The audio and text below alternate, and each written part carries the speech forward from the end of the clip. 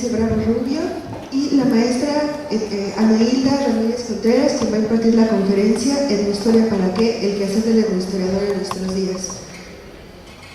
La maestra Ana Hilda es etnohistoriadora por la Escuela Nacional de Antropología e Historia, antropóloga social y profesora en educación primaria. Actualmente estudiante del posgrado en Antropología Social y profesora de la materia de Antropología Jurídica en el Departamento de Antropología Social de la UAM, Iztapalapa. Diplomante en Cultura y Derecho Indígena por la Asociación Mexicana de Naciones Unidas y CIESAS, especialista en Gestión y Análisis de Políticas Ambientales por el INAH-ENE, especialista en Derechos de los Pueblos Indígenas, en Procuración y Administración de Justicia por la Academia Mexicana de Derechos Humanos, INANAM. Es perito en materia antropológica, paleográfica, etnohistórica y cultural dentro de diversos procesos penales y agrarios que se incluyen en contra de individuos y pueblos indígenas. Le damos la palabra a la maestra Nayeli. Sí, buenas tardes a todos. Quisiera agradecer a la maestra y a ustedes, sobre todo que un viernes a la 1 de la tarde estén en este auditorio escuchando algo que quién sabe si les llegue a interesar. Pero bueno, yo vengo con todo el gusto de compartir con ustedes algo de mi experiencia. De repente los títulos de las ponencias levantan muchas expectativas y cuando escuchas al ponente dices, ay, qué chafa, ¿no? Mejor me hubiera ido a la marimba, pero bueno, vamos a intentar.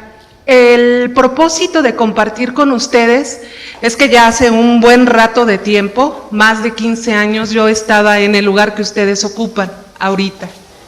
Sí, así como para los que acaban de entrar a etnohistoria o los que están en primeros semestres, así como que etnohistoria, sí, me preguntan, sí, ¿y qué es la etnohistoria y para qué sirve? ¿Me servirá saber paleografía? ¿Me servirá algo saber de Mesoamérica, el área maya y todas esas técnicas, no? Mi experiencia inició, fíjense nada más lo que me tardé en encontrar mi vocación, entre comillas, inscribirme a esta escuela, estar en el propedéutico, que era muy diferente seguramente al que ustedes hicieron, porque ni siquiera nos hacían exámenes, ni nos cobraban nada, ni nada, toda era gratuita, ¿no? Llegué aquí y me inscribí a arqueología, porque supuestamente mi vocación era de Indiana Jones moderna, en esa época, ¿verdad? Y al estar ya en la carrera me di cuenta que las piedras eran demasiado frías y los instrumentos demasiado caros. Entonces, ni mi presupuesto ni mi frío me permitieron seguir en la carrera. Posteriormente, dije, bueno, voy a ver qué onda con la etnohistoria y pues heme aquí, ¿no? Y van a decir, bueno, y si eres etnohistoriadora, ¿por qué estás haciendo el posgrado en antropología social, no? Bueno, pues ahí va la historia. Cuando yo entro a etnohistoria me encantó la paleografía, me encantó trabajar en archivos, me encantó rascarle y andar de chismosa entre los documentos del siglo XVI, XVII, XVIII, los del XIX ya no tanto, ahí las crónicas, ¿no?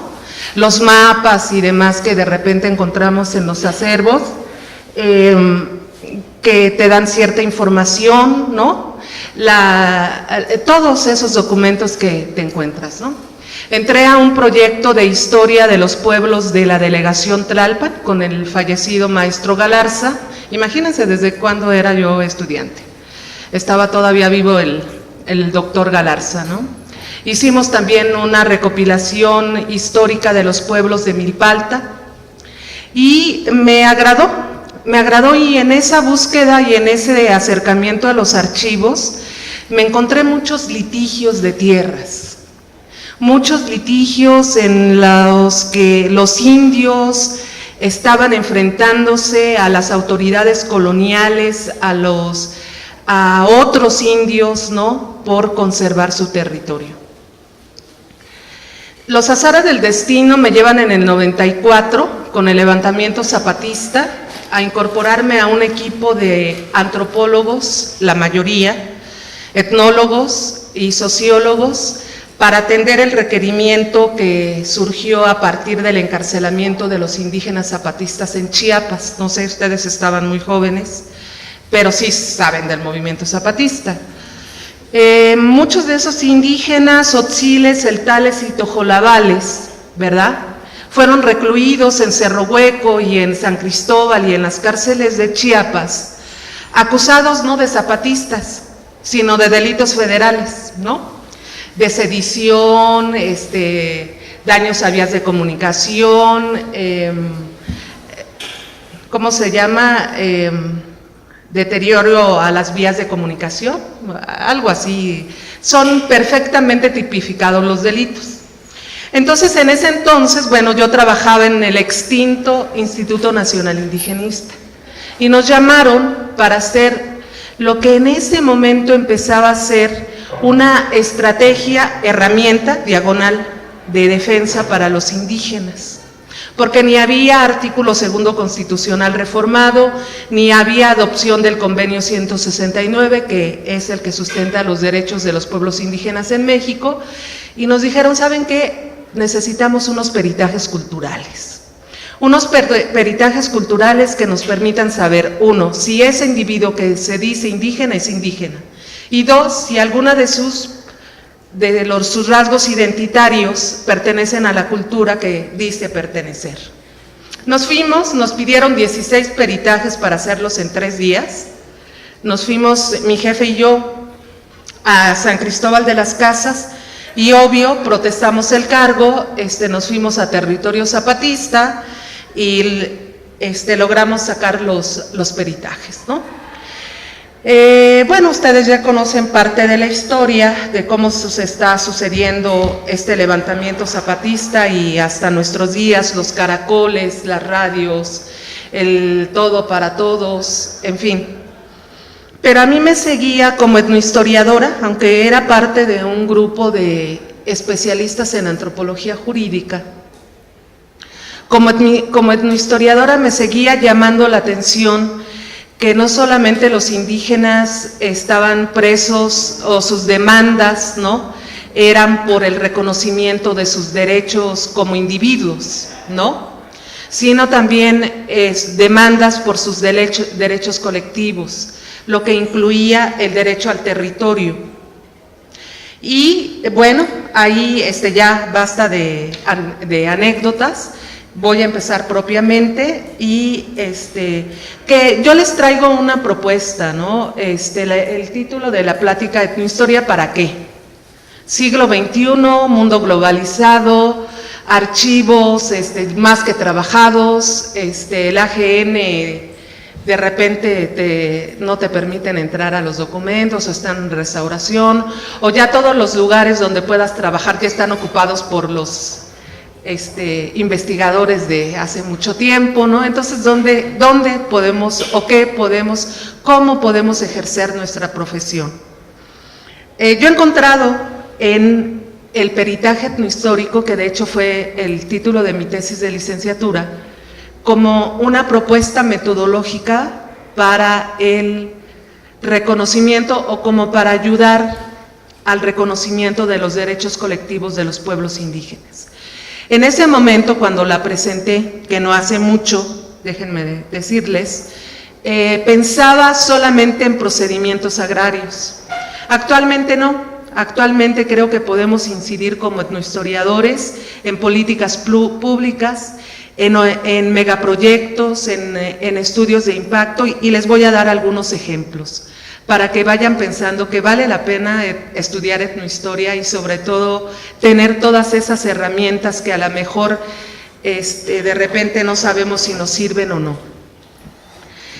Como parte de los trabajos de investigación que se realizaron en el Instituto de Investigaciones Históricas de la Universidad Juárez del Estado de Durango, Cintia Teresa Quiñones Martínez trabaja en el origen del conflicto agrario en la Sierra del Mezquital, particularmente en los pueblos de Santa María de Ocotán y Xoconostle, para lo cual se han remitido al estudio de los títulos de las tierras de los pueblos indígenas. El conflicto de Santa María de Ocotán y Xoconostle es muy complejo por la intervención de cuestiones culturales, debido a las referencias que ponían los indígenas. Por esa razón no hay acuerdo. Se originó en el siglo XIX por un proceso de certificación de tierras o títulos de propiedad. En este proceso, los indígenas presentaron sus títulos para amparar su territorio. Debido a la falta de títulos de propiedad, se generó un clima de temor, porque los indígenas sintieron que podían perder la propiedad debido a una oleada de denuncias que comenzó en 1863 y termina en 1909, destaca la especialista. Los indígenas se tienen que apresurar para legalizar la propiedad y fueron apoyados por Juan Hernández y Marín, gran personaje porque fue gobernador del estado, fundador del Instituto de Niñas, hoy Escuela Normal del Estado. En su calidad de abogado, representó a los indígenas contratando al ingeniero Caravantes para que midiera el terreno y posteriormente llevara los planos a la Secretaría de Fomento para que, entre comillas, compusieran el título de la tierra, lo que ocurrió en 1885. Con el plano de la Secretaría de Fomento se dispuso todo para corregir el título, pero perdieron una parte del terreno por el cobro de especie que le realizó el licenciado. Además, los planos no obedecían a los puntos que reconocen los indígenas como mojoneras desde su posición en tiempo inmemorial. Esta es una nota del 2 de mayo de este año del periódico El Siglo de Durango. Este procedimiento agrario todavía sigue vigente, involucra a infinidad de indígenas tepehuanos de Durango y no ha podido resolverse. Y se han entregado, se han realizado varios estudios históricos y paleográficos de los documentos. Entonces, bueno, era como para entrar en materia y para comentarles que, como les decía, ya en el grupo de antropólogos jurídicos, yo seguía con el gusanito de la etnohistoria, ¿no? Y yo decía, ¿qué puedo hacer desde mi quehacer institucional? Porque no sé si desafortunadamente o afortunadamente pertenecía al grupo de investigadores del INI,